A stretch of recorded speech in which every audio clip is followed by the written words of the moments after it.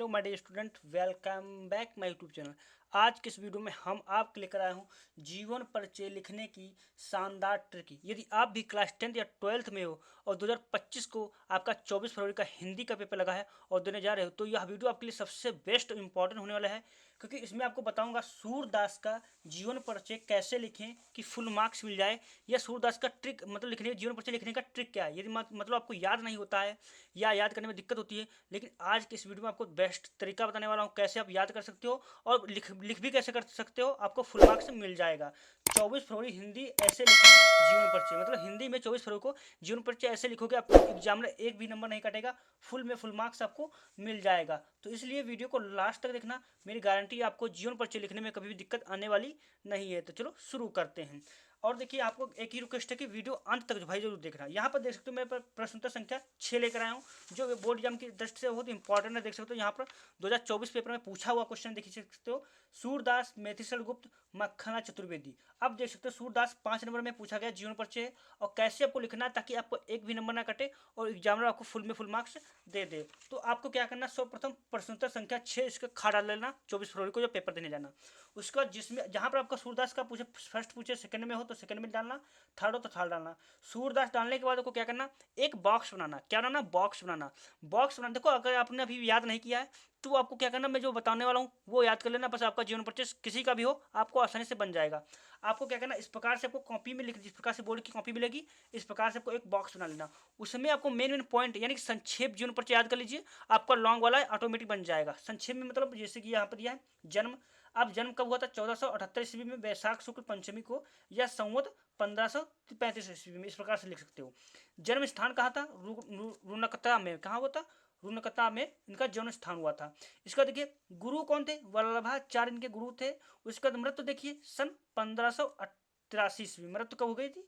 1583 ईस्वी में हो गई थी, संवत 1640 ईस्वी में। उसके बाद देखो उनकी प्रमुख रचनाएं सूरसागर, सुरावली, साहित्य लहरी। बस आपको क्या करना, मेन पॉइंट इतना याद कर लीजिए, इसको रट लीजिए। बस आपको क्या करना, एग्जाम में आपको फोड़ कर आओगे, पूरा का पूरा नंबर लेकर आओगे। अब क्या करना, इतना मान लो आपको याद हो गया, नहीं याद है अभी भी तो क्या करना, बस ये याद कर लीजिए, इतना तो कर सकते हो, 4 पॉइंट याद कर लीजिए। आपको अगर नंबर लेने हैं 5 में 5 तो आपको 4 पॉइंट याद कर सकते हो। इतना अच्छे से आपको एक्सप्लेन करके याद कर लेना। बस इतना याद हो गया, आपको क्या करना, बोर्ड की कॉपी इस प्रकार से मिलेगी, ऐसे बनाकर आपको इसको संक्षेप में लिख देना, क्योंकि एग्जामिनर को ना लाखों कॉपी चेक करनी होती है। ये वो पूरा पढ़ेगा नहीं, ये पूरा थ्योरी नहीं पढ़ेगा, बल्कि ये क्या पढ़ेगा, मेन पॉइंट आपका देखेगा। अगर ये सही लिखा है आपको एग्जामिनर खुश होकर आपको इस प्रकार से 5 में 5 मार्क्स दे देगा इस प्रकार से। तो आपको क्या करना है, इसी प्रकार से आपको लिख देना। उसका लिखने के बाद अब हम आपको बताने वाला हूँ जीवन परिचय लिखने की ट्रिक क्या है। अब क्या करोगे, बस इसी पॉइंट को उठा लीजिए। यहाँ पर जीवन परिचय हेडिंग डालने के बाद आपको क्या करना, इस प्रकार से लिखना, सूरदास जी का जन्म सन 1478 ईस्वी में वैशाख शुक्ल पंचमी संवत 1535 ईस्वी में आगरा मथुरा मार्ग पर स्थित रुनकता नामक ग्राम में हुआ था। अब देखो यहाँ पर मैंने सन का भी यूज किया 1478 ईस्वी में, और देखिए यहाँ पर रुनकता यानी कि जन्म स्थान का भी मैंने प्रयोग कर दिया। अब देख सकते हो दो ही पॉइंट से मैंने क्या किया, इन 2 पॉइंटों से देख सकते हो, ये इन 2 पॉइंटों से मैंने कितना जीवन परिचय बना दिया, इतना यहाँ तक हमने जीवन परिचय आसानी से बना दिया। तो इसी प्रकार से क्या करते हैं, ये तो आपका थ्योरी है, आपको इतना तो अनभिज्ञ हो, मतलब ज्ञान तो वर्धक हो कि हम बना कर भी लिख सकते हैं, या उनके बारे में एक बार कहानी तो पढ़ी हुई होगी ना क्लास में। आपको क्या करना, सूरदास का जन्म सन 1478 ईस्वी में आगरा मथुरा मार्ग पर स्थित रुनकता नामक ग्राम में हुआ था। बस यहाँ से आपको इतना देखो, यहाँ से इतना बन गया। अब क्या करना, आगे बढ़ना। सूरदास जी जन्मांध थे, इस विषय में भी विद्वानों का मतभेद है। मतलब सूरदास क्या थे? अंधे थे। इनका मतलब वैज्ञानिकों का मतभेद है कि अंधे थे या नहीं थे। तो ये तो कहानी है, बीच में आप कुछ भी लिख सकते हो, बस शुरुआत में और लास्ट में आपका लिखा होना चाहिए। आप कहीं पर कुछ भी लिख सकते हो, कोई दिक्कत नहीं, अच्छा मार्क्स आपको मिल जाएगा। इन्होंने कृष्ण की बाल लीलाओं का, मानव स्वभाव का एवं प्रकृति का ऐसा सजीव वर्णन किया है जो आंखों से प्रत्यक्ष का बिना संभव नहीं है। मतलब ऐसा उन्होंने वर्णन किया है बाल लीलाओं का कि वो देखो, मान लो कि हम प्रत्यक्ष रूप से सुन रहे या देख रहे हैं, इस प्रकार से उन्होंने लिखा है। तो ये तो कहानी है, तो आपका बीच का थ्योरी है, कुछ भी ले सकते हो सूरदास के बारे में, बीच में आपका लिखा होना चाहिए। तो इस प्रकार से आप बना कर लिख सकते हो। आगे देखिए, सूरदास जी की रुचि बचपन में ही भगवत गीता में गायन में थी। मतलब सूरदास जी जो थे उनको भक्त से बहुत प्रेम था, भक्ति से, तो भक्त के रूप में अपना क्या करते थे, गाना और इस भजन कीर्तन करते थे। इनसे भक्त का एक पद सुनकर पुष्टि मार्ग के संस्थापक महाप्रभु वल्लभाचार्य ने इन्हें अपना शिष्य बना लिया। मतलब उन्होंने क्या किया, ऐसा एक उन्होंने श्लोक सुन लिया जिससे वल्लभाचार्य जी ने, तो उन्होंने क्या किया, अपना शिष्य से बना लिया। क्या बना लिया उन्होंने, अपना उसको शिष्य बना लिया।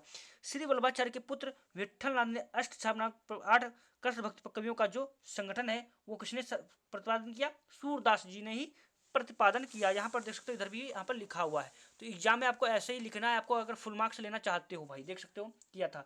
सूरदास जी के इसके सर्वश्रेष्ठ कवि थे। मतलब जो अष्टछाप जो कविता लिखी गई है वो इसके सर्वश्रेष्ठ कवि कौन थे, आपके सूरदास जी, कवि सूरदास जी ही थे। उसके बाद विट्ठलनाथ, उसके बाद देखो सूरदास जी की मृत्यु सन 1583 ईस्वी में। देखो यहाँ पर आपका मृत्यु का यूज हुआ, और यहाँ पर भी देखो आपको मैंने यहाँ पर यूज कर दिया उसी को उठाकर। आपको क्या करना, इस प्रकार से आपको मृत्यु उनकी याद कर लेना। गोसाई विट्ठलनाथ ने सामने गोवर्धन की तलहटी के पास सोली नामक ग्राम में हुआ था। मतलब उनकी मृत्यु हो गई थी विट्ठलनाथ की, मतलब सामने गोवर्धन की तलहटी के पास सोली ग्राम में हो गए थे। तो उनका मृत्यु का दिन और आपको क्या याद कर लेना, कहाँ हुआ था, ये आपको याद कर लेना। उसके बाद देखो 2 नंबर की आपकी क्या आती है, रचनाएं आती हैं।